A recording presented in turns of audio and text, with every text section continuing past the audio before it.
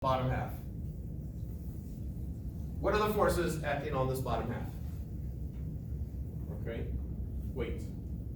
Okay.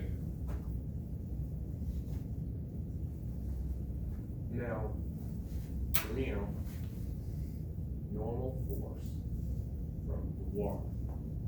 From this.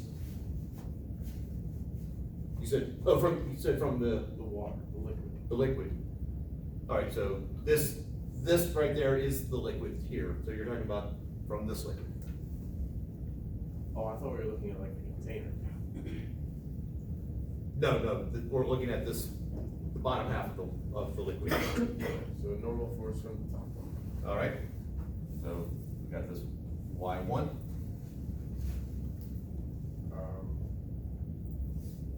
Is there no force like from the container? I hope so. How much of a container if it's not? I guess potentially it could be in free fall. But in this situation, we have that. It just, the container's just sitting there, like the peanut butter jar with the water. Now, if we did a force diagram of the first part, what do we got? No force from the probably two. All right, same magnitude as this Y1. And Weight. And that's it. all right, I'm simplifying this some, so for those who have seen this before and you're thinking, hey, what about? I'm ignoring it. All right, so from this, if it's just sitting there, Oh, I have an idea. yep, We said we're getting a normal force from the container at the bottom. yes, Are we also getting a normal force from the container on the sides? we are, and we can throw those in there. We'll call this A and B, but they will cancel each other out. We can come up with an equation of YA minus YB equals 0, YA equals YB, done. It doesn't go anywhere. But yes, you are correct. So from this, since this is an equilibrium, that's an equilibrium, I know that W1 equals Y1. Down here, I know that Y2 is equal to Y1 plus W2, which is just W1 plus W2. When we did box on ground, I mean, this is similar.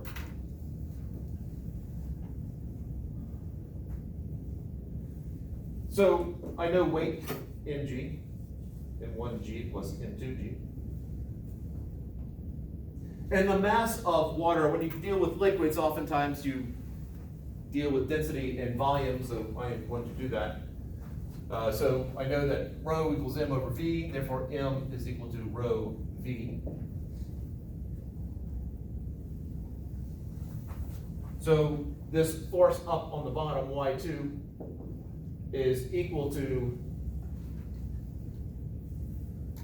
rho V1G plus rho V2G.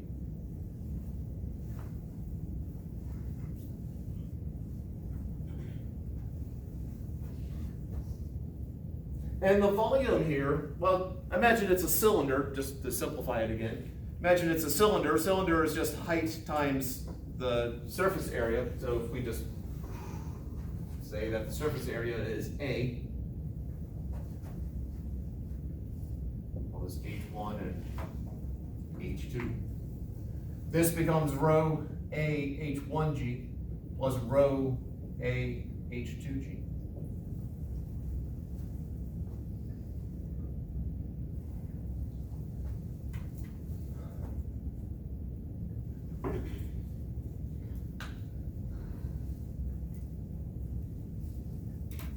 Rho A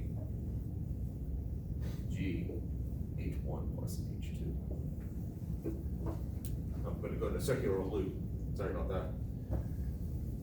This is the force being exerted from the bottom. The force exerted from the top, in other words, this Y1 right here, is just the weight of 1. So that is rho A H1G. The force here from the bottom is this.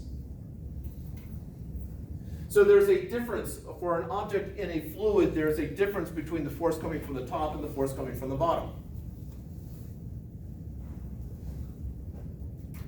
This difference of force is known as the buoyant force.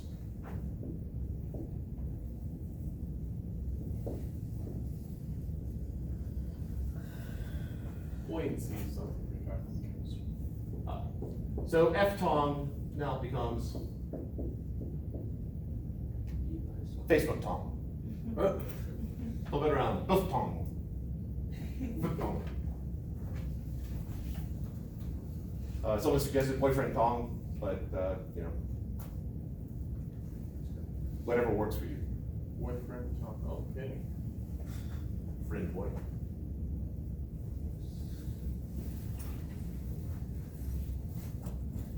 FB. Now, the force here, this force acting downwards,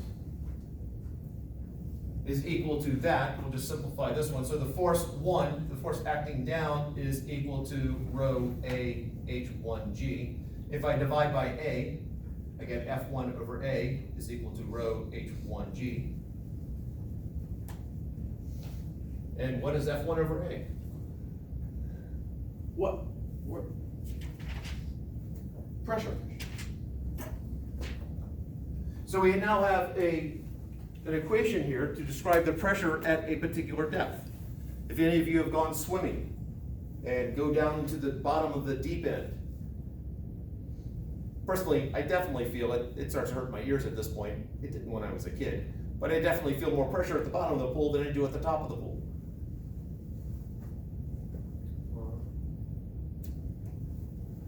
So the pressure at some depth,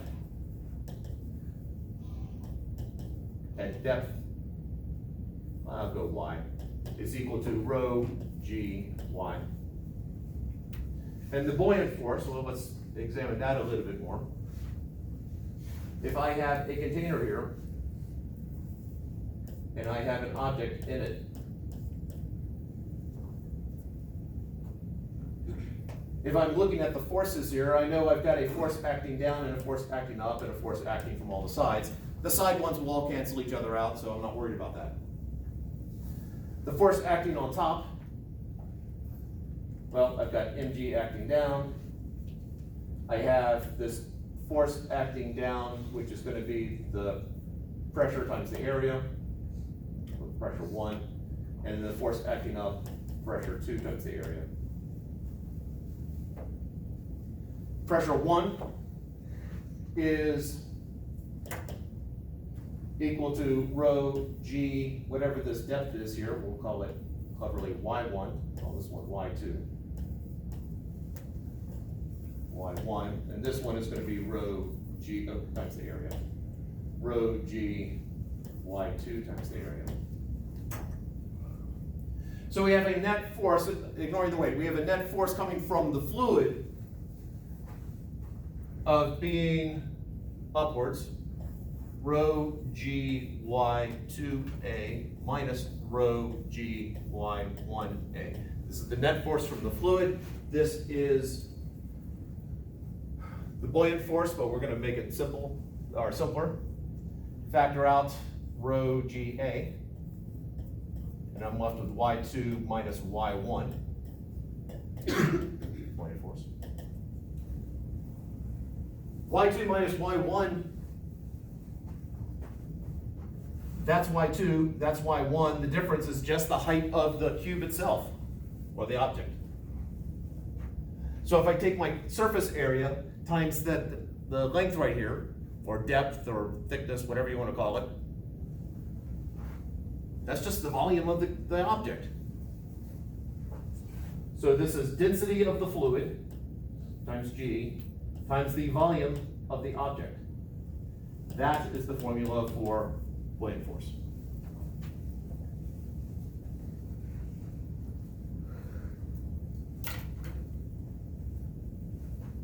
So,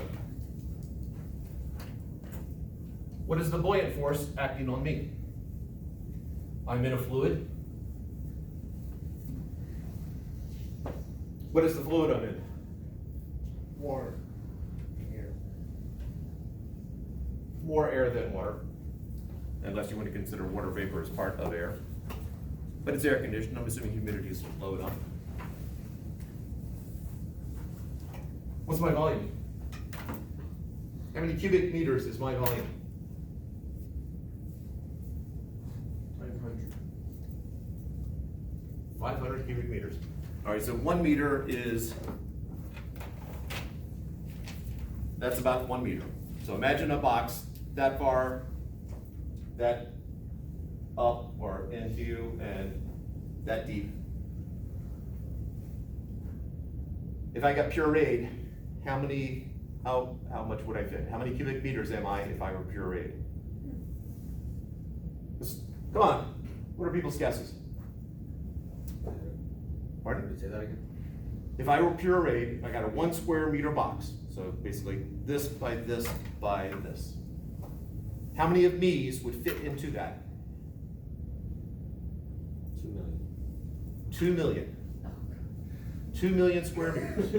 That's worse than my 500. Anyone else with a more reasonable number? 10. So 10 square meters. 10 cubic meters, sorry.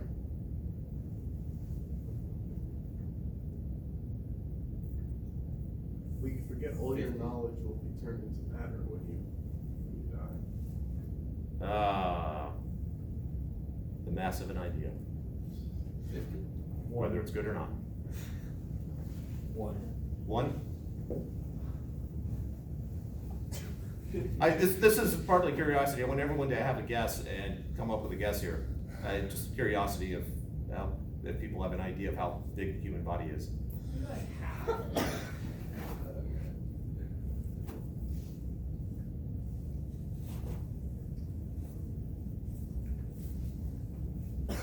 I've got more than 4 people in this room. Come on. 20.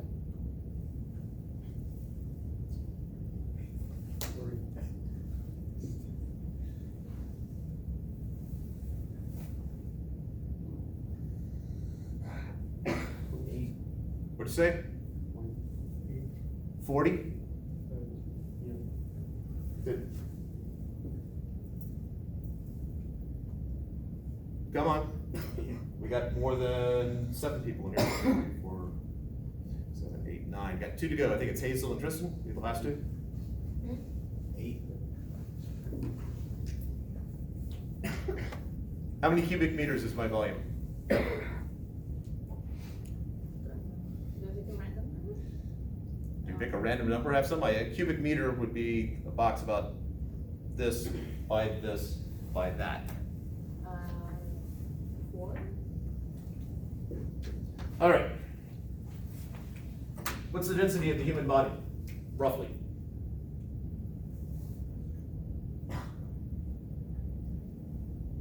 Any of you ever floated in a pool? Or sunk? I know if I have a lung full of air, so I'm not sinking. If I exhale, I drop. My density's gotta be somewhere around that of water. So water is 1,000 kilograms per cubic meter. My mass is about 100 kilograms, so that's gonna be mass over volume. I'm about 100 kilograms.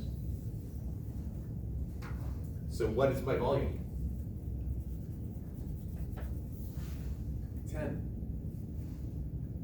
100 divided by 10 is 1,000? 100 divided by 10. 10. Oh, I see what you're saying. 10. Again, 100 divided by 10 is equal to 1,000? Is this some new math they haven't told me about?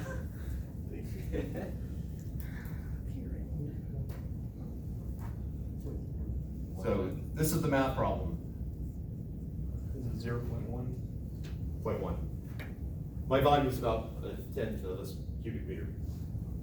Although you were almost there. Yeah. Well, there are some mathematic structures and universes where if you go far enough in one direction, you end up coming back in the other direction. All right.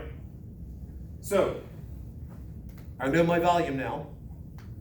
It's about 0.1. I know that the buoyant force is going to be equal to the density of the fluid, the air around us, times G times the volume of the object. It's basically how much how much fluid was pushed out of the way in order to make room for me. So this is 1.293, I believe, kilograms per cubic meter, which is, it varies depending upon such things, but it's roughly that around here.